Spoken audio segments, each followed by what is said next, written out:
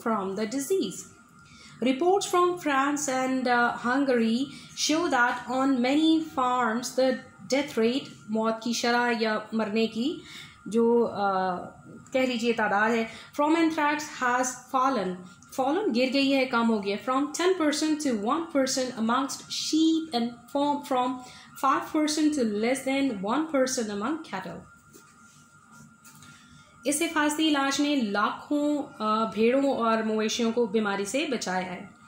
France और Hungary की तरफ से, हंगरी जो है वो भी कंट्री का नाम है, की तरफ से आई हुई अलामात जाहिर करती हैं कि बहुत से फार्मूलों पर एंथ्रेक्स की वजह से भेड़ों की शरह मौत 10% से 1% और मवेशियों की 5% से 1% से भी कम रहेगी। यानी अब उन्होंने क्या किया कि इलाज के बाद उस पर जो है वो उन्होंने डिफरेंट जो इलाके हैं जहाँ पर ये बीमारी मौजूद थी वहाँ पर पूछना शुरू कर दे कि हाँ भाई अब क्या सूरत हाल है। ठीक है, तो इस वक्त हंगरी और फ्रांस में ये मसला चल रहा था जिसमें एंथ्रेक्स की बीमारी जानवरों को हो रही थी। तो जब पता किया गया तो 10% में से सिर्फ 1% मसला रह गया। इसका मतलब है कि ना होने के बराबर है, डेफिनेटली वो भी ख़त्म हो जाएगा। और इसी तरह से भेड़ों में शरह अलग थी और बाकी मवेशियों में अलग थी। तो दोनों में जो शरह मौत है, मरने की जो तेज़ी थी या मरने की जो तादाद थी उसमें काफ़ी हद तक कमी आना शुरू हो गई। सो ये एक और अचीवमेंट है लुईस पास्चर के पार्ट पे। And this brings us to the next stage of Pasteur's work that on human diseases, overcoming काबू पाते हुए his dislike नापसंदीदगी of seeing suffering मुसीबत। he visited उसने दौरे किए hospitals, collecting इकट्ठा किया infectious वबाई अमराज का material मवाद from patients मरीजों से, examining मुआयना किया it इसका माइक्रोस्कोपिकली खुर्दबीन से, and identifying और शनाख्त की the germs जरासीमों की associated का मतलब है कि जो सबब बनते थे various मुख्तलिफ diseases। At the time of maternity ज़चगी के दौरान hospitals were devastated, तबाह हालत में थे, बुरी हालत में थे, by puerperal fever in every country। ठीक है, ज़चगी के दौरान जो बुखार हो जाता था, and an appalling बड़ी खौफनाक number of women died from the disease। Pasteur discovered its germ, दरियाफ्त किया, and an interesting little episode वाक़या is recorded by M. Rocks in connection with मुतलका the discovery दरियाफ्त। अब हम पेस्चर के काम के दूसरे मरहले की तरफ आते हैं। यानी पहले उसने जानवरों पे रिसर्च की, उनकी बीमारी को सॉर्ट आउट किया, और अब जो है वो सेकंड उसकी फेज शुरू हो गई, that was on the human being. ठीक है, अब उसने इंसानों पर काम करना शुरू कर दिया। यानी इंसानी बीमारियों पर इसकी तहकीक जो है वो शुरू हो गई। मुसीबत का मुशाहिदा करने की अपनी नापसंदीदगी पर काबू पाते हुए इसने अस्पतालों के दौरे किए। ठीक है, मरीज़ों के वबाई अमराज के से मुतालिक जो मटीरियल है उसको इकट्ठा करना शुरू किया और उन्हें खुर्दबीन में उसको जायज़ा लेना शुरू कर दिया, मुताला करना शुरू कर दिया कि क्या वजह है। और उसने डिफरेंट जो बीमारियां हैं उनके जरासीमों को आइडेंटिफाई किया, उनकी शनाख्त की। मिसाल के तौर पर उस वक्त हर मुल्क में ज़चगी के अस्पतालों में, यानी जहाँ बच्चे पैदा होते हैं, एक ख़ास किस्म का बुखार हो जाया करता था जिससे जो है वो ख़वातीन की डेथ हो जाती थी। ठीक है, तो बहुत ढेर सारी जो ख़वातीन है वो इसी बीमारी से मर जाती थी। और पेस्टर ने इसका जो जरासीम था उसको दरियाफ्त किया, और एम रॉक्स ने इस दरियाफ्त से मुतल्लिक एक दिलचस्प छोटा सा वाक़या लिख डाला। ठीक है जी। One day at a discussion on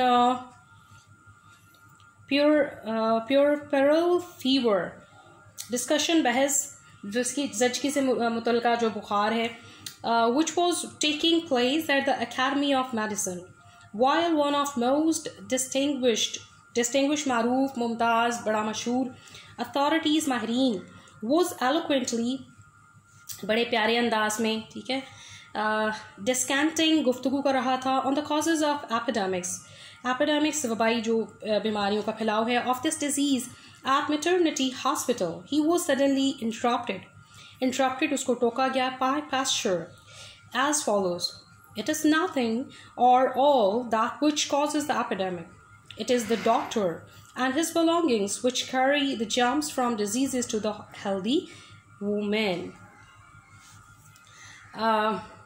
एमरॉक्स ने एक दिलचस्प वाक़या जो है वो मैटरनिटी हॉस्पिटल का बयान किया। मैटरनिटी हॉस्पिटल वहाँ है जहाँ पे बच्चे पैदा होते हैं, ठीक है। एक दिन सर्जिकी के बुखार पे जो गुफ्तगू चल रही थी, तो उस सेमिनार में या उस गुफ्तगू में क्या हुआ कि एक शख्स जो है वो बता रहा है कि जी क्या रीज़न है, किस तरह से ये बीमारी फैलती है और किस तरह से जो है वो मसला बनता है।